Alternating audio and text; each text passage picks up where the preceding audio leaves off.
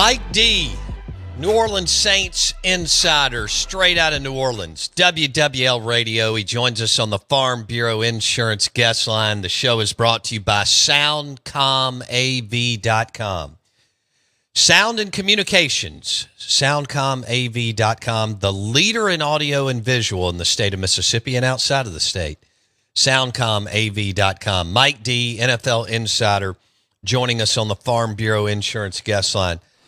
Mike D, can you ever remember the Saints or anybody else drawing when you look at their schedule and the quarterbacks that it looks like they're going to face, is this not an incredible opportunity for Dennis Allen, Mickey Loomis, Derek Carr, and the crew, considering all the rookies or guys that aren't any good or guys that just haven't played that the Saints will draw in 2023? Yeah, and we sort of knew going into the schedule who they were going to play was the layout. And so that didn't come as a surprise, but the road's been paved. I mean, if you don't win double digits this year, then shame on you. You should take the NFC South. And when you think about one of the things I always look at is the gunslinger quarterbacks. Those are the guys that can catch you. Even if they have a bad half, the second half, normally they catch up. Other than Trevor Lawrence, name me another one. And listen, Jacksonville's good. I'm going to be honest with you. They are a really good football team, and Trevor, he's going to end up being the highest paid football player in NFL history when it's all said and done. Because once Joe Burrow gets his deal done and Justin Herbert gets his deal done, then guess who's next on the list? It's Trevor. And that's what you got. He's the elite quarterback that you face from the AFC. You're not going to get this, again for some time. And then you look at the NFC, you don't play Jalen Hurts. Kirk Cousins has been a guy that has had your number. I will say that. We talked about it on schedule night on WWL. I don't care if it's been in Washington or Minnesota. He's been a guy that has really played well against the Saints. It didn't matter who he was up against. He played well. Jared Goff's a good player in this league. He's not an elite player. He's in the Kirk Cousins sort of realm of talk. I don't know how healthy Matt Stafford is at all. I don't think anyone can tell you at this stage. So the road's been paved for you to get it done. And when you look at the NFC South and you look at the quarterbacks that you'll play twice a year, it's a young Desmond Ridder, Baker Mayfield, either Andy Dalton or a rookie in Bryce Young. Come on, you got to take care of business here. You got to be able to do it. And the fact that you play the Texans most likely with a rookie quarterback in C.J. Stroud, you play the Colts with most likely a rookie in Anthony Richardson. Bo, you got to get to 10, at least to 10 on this. Mike, I agree. We're still all asking the question: Is Dennis Allen legit? Can he do this? Did Mickey Loomis make the right decision? As many unbelievable decisions as Mickey has made over the years. And I mean, if there was ever a path to throw up a good number, Mike, and host a playoff game with a talented but aging defense, but some dudes on offense with Derek Carr, Chris Olave, and Michael Thomas. Isn't this the year, Mike D? You would think that this would be the year you win the NFC South. Once you get into the playoffs, then that's a whole different ball game. But the thing is, I always ask myself this, because it's a misnomer that every team gets better in the off season, and that's not true. Is Tampa Bay better today than when they ended the season? No. With Tom Brady at quarterback? Or convince me the Washington Commanders are a better team today in the NFC than they were when they finished the year. You got Sam Howell as your starting quarterback. The Minnesota Vikings last year, it was one of those years where everything fell right for them. They won a ton of games late. You just sort of gave away one of the better pass rushers in the NFC in Za'Darius Smith to the Cleveland Browns for, what, a fifth and a sixth round pick because you wanted to unload his salary? Convince me that they're a better team today than they were when the season ended. And who knows if Dalvin Cook's going to be on that squad or not, because there's a lot of rumors swirling around Dalvin that he may not be a part of this in 2023.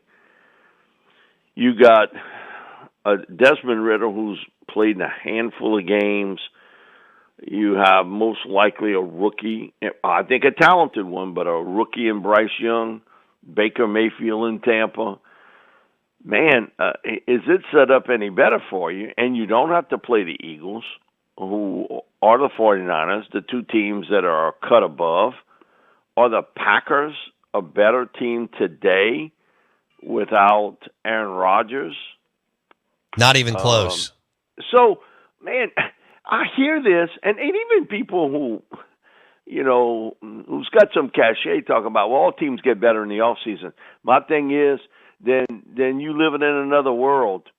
That's not the case in this league. You don't stay the same. Either you get better or you get worse. Bottom line, better or worse. There is no staying the same.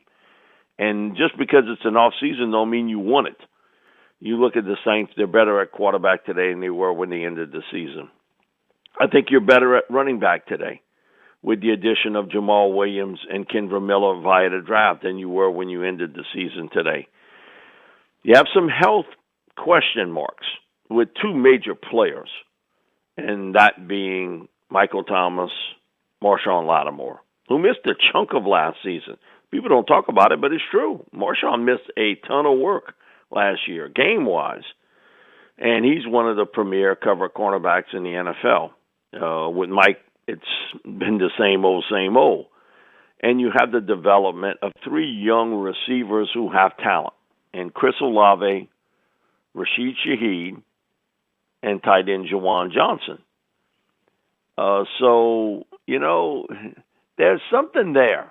And I didn't think your special teams was nearly as good as you've seen it in the past at both punter and kicker, and place kicker with Will Lutz, if you can get better there. And then with this schedule, I think you have put yourself in a spot here to win the NFC South, and then who do you draw come playoff time? Because that's going to be the thing. Sure. Not to have to play the 49ers or the Eagles early and get yourself a matchup that's favorable. You don't know that, but if you win the South, you get a home playoff game. Absolutely. That's it, Mike D. I mean, for Loomis, Dennis Allen, Derek Carr, Miss Benson, this is it. This is the time to go get a home playoff game. When you draw this group of QBs, and look, some of them are talented, but it does not have the teeth of some of the other schedules in the NFL. What a great opportunity, right? Window of opportunity. And for Dennis Allen to extend his career in Who Dat Nation. The other thing, too, is I'll never forget, and this happens every year at Manning camp. Peyton Manning is one record I wish I would lose is most interceptions by a rookie quarterback. You think you're ready. You think you're ready to play. And listen, Peyton came in. He was as ready as anybody could have been. And it didn't work right away for him in year one. He struggled. And we see the struggles today for most rookie quarterbacks. They sort of ride the roller coaster of up and down, up and down, up and down. So when you have that as part of it, you got to take advantage of it. And I think this may be your best opportunity because you understand in 2024, Bryce Young's got a year now under his belt. And Desmond Ridder will have a year under his belt. It's going to look differently in 2024. I can see what the Falcons are trying to do. They're trying to insulate their quarterback. that they understand that he's still going through the growing pains of being a young quarterback in this league. And I think Carolina will do similar. I think a similar situation where they'll surround Bryce with better equipment at wide receiver, tight end. Because they can run the ball. The offensive line's really good now. And I couldn't have said that maybe years ago, but it is good now. And their defense is pretty good. And they maybe have the best roster of any team in the NFC South. But you still got to do this with either an aging Andy Dalton or a rookie in Bryce Young in 2023. And Tampa's going to be in the Caleb Williams sweepstakes. So you can sort of see where, man, 2023 is lined up for them to take, and you got to take advantage of it. Yes, You're not going to get this every year. You're not going to get it every year. You may not get it again for 20 years. I mean, this is unprecedented. It's unbelievable. This run, and look, Derek can play. Derek Carr can play. He's coming from a dysfunctional organization, as you know, Mike D, being in the league for almost 40 years. And the bottom line, the one thing you can say about the Saints is Mickey Loomis and the Benson family. I mean, you know, they've got their stuff together. So, I mean, even if you're just a little bit better than his best at the Raiders, that's a good quarterback in the NFL. Do you agree or disagree, Mike? Yeah, I agree with that. You know, he's in that 10 to 14, 15 group, but still, you know, most of those 1 through 10, with the exception of Hurts, are all playing in the AFC. They're not in the NFC. And the other part about it is, I think, and I talked about this last year at this time, and I'll repeat it, I think the key for the Saints season is offensive line play.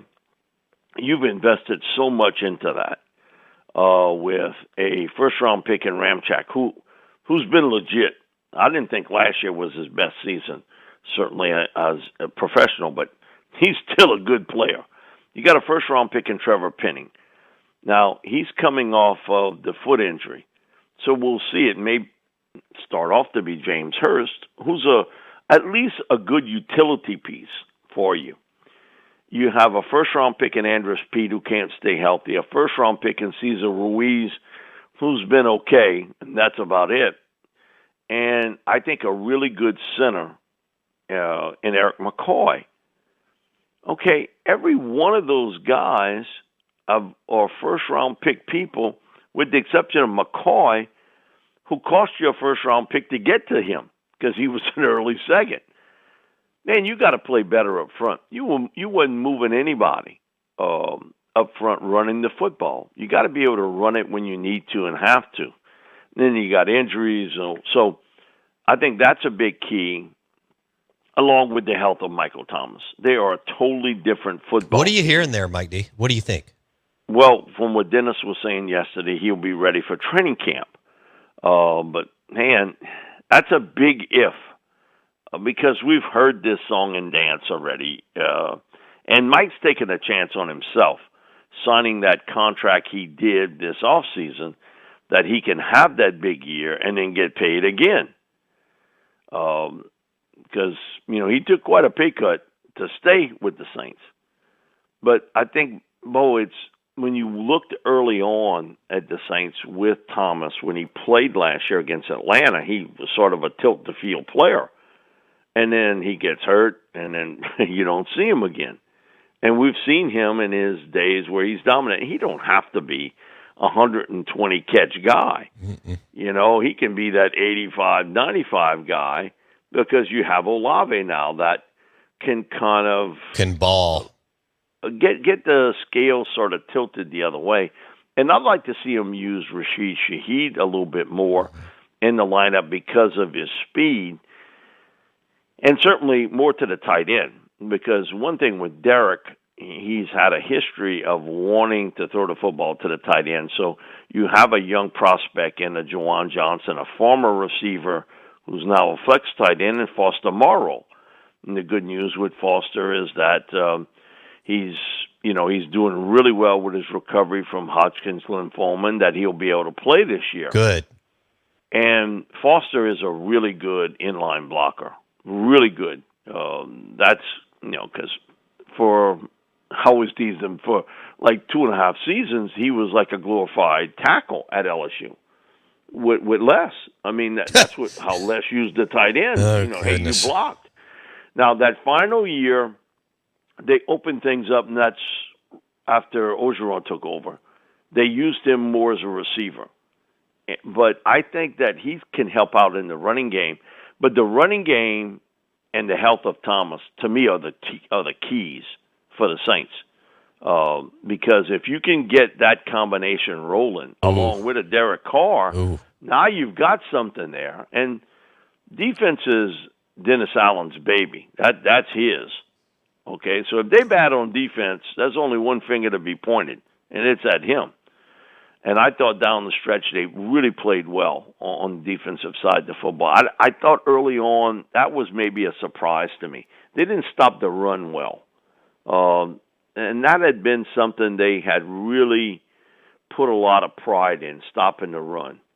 And they were giving up some chunk runs in different games, and teams were running the football on them, and we hadn't seen that in the past. So that has to clean up. But I think this is a good football team in the NFC South, and with Derek, you're a better team today than you were when you ended the year. And there's so many mystery teams today in the NFC. How good are the Cowboys? Really, how good are they now? Defensively, I think they can hold their own. Can they win the tight games with Dak? That's a question mark. Now, I think Brandon Cooks helps them because he gives you a speed guy to complement CeeDee Lamb. But is Gallup healthy? Is Gallup going to be the is Pollard going to be healthy? Well, see, because for that's me, a great question running too. The ball is their wheelhouse. That's what really I think Mike would like to do. But, you had an aging Zeke, and Pollard then gets hurt, and kind of where do you go with this? And you didn't have a wide receiver 2 or 3. I thought Dak, considering, the picks, okay, but I thought he was Zeke aging, Pollard gets hurt. You don't have a W2 or a W3. I thought there were some Herculean efforts from Dak last year. But the defense really sort of kept you around because they could get pressure, and their secondary was solid. But now, in bringing in Maze, I know what he's going to do. They want him to just stuff everything up inside and create some lanes that you could blitz from the interior. I get exactly what Quinn wants to do with him. But, they sort of a mystery team, too. I agree. Again, the only two teams you really know about are Eagles, 49ers. And the 49ers, you're not sure there because of the injury at quarterback to Purdy. What happens with Trey Lance? I've seen enough of Sam Darnold. God bless him. He's a good dude in life. He really is. But, man, that big, elongated delivery, and he blows so hot and cold as a passer. Because one game he'll look really good. I give him that. And then the next game he don't even look like the same guy. And that's something that, boy, once you get that trait, being erratic is difficult to turn loose. So, man, that's a lot of uncertainty, a lot of it in there. I think the third team, and I'm interested to watch them, is Seattle, because back-to-back really strong drafts. Can Geno do it again? Because he was certainly the biggest surprise in the NFC when you looked at his play. When they played the Saints, man, he had 3 throws. Bobby and I are watching it, and it is between defenders, and, he hits it like a dart. Pow. Can he play at that same level? Because they're going to run the ball, and they're going to be tough to stop running it. And now you bringing in Charbonnet at running back to help out with Kenny Walker, and you have a receiving core that's really good. And defensively, you've added a piece or two there that help you out in the pass rush game. The surprise team in the NFC would, for me, be Seattle if I knew Geno Smith could play the same way he did a year ago. But I'm not sure, because I've seen it once from Geno, but will I see it again? So there's a question mark there at the most critical position. And guess what? The Saints don't play Seattle. Mm-mm. They played them a year ago. They don't play the 49ers. They played them a year ago. They don't play the Eagles. They played them a year ago. So now the three best teams in the NFC, and you don't play them this year. This is, for Dennis Allen, what a gift. What a gift for Loomis and Dennis Allen. So we'll see. We'll leave it there, and we'll have Mike back on. I'll be out some next week, but the next, and we'll jump into some other topics, including why would Trevor Lawrence re-sign with the Jacksonville Jaguars if they could go to London, and he probably doesn't want to do that, and they're not going to be able to get free agents, and some other things happening with LSU too. Mike D, we appreciate it. Have a great week, and we'll talk in a couple of weeks. Thanks so much. Appreciate it. Mike Detillier on the Farm Bureau Insurance guest line. Bundle your car and home and save with your local Farm Bureau Insurance agent for excellent rates and fantastic customer service. Farm Bureau Insurance. Mike D on the Out of Bounds Show, brought to you by SoundcomAV.com. Sound and Communications, the leader in audio and visual in the state of Mississippi. SoundcomAV.com. They've worked with churches, businesses, and sports facilities all over Mississippi and the Southeast, powered by SoundcomAV.com. The Saints have the gift of all gifts. I wish Dak had this. They really, Blake, I'm looking at it, worst case scenario, they better be 6-2 in their first 8. I don't know how they're in. I don't know how they couldn't be. Then you pull Cousins and, Jared Goff. Because Daniel Jones can play a little bit and Matthew Stafford healthy can play. But, man, first 8 games. Here's your fear. How long does it take Derek Carr and the offense to get the kinks out? Yeah. And do you lose a game early that you're not supposed to because you're not where you need to be? Could happen. I'm with you. If you don't win 10 games minimum, then you got to fire the staff and just move on. Hey, we've got a giveaway that we're going to talk about on the other side. It's also National Mimosa Day, so we're going to turn that into a Tito's kind of man-mosa and also a Patron cocktail in the third hour. We are the Out of Bounds Show, ESPN 105.9 The Zone. Brought to you by Tito's Vodka Bloody Mary at Bulldog Burger in Ridgeland. Back in a second.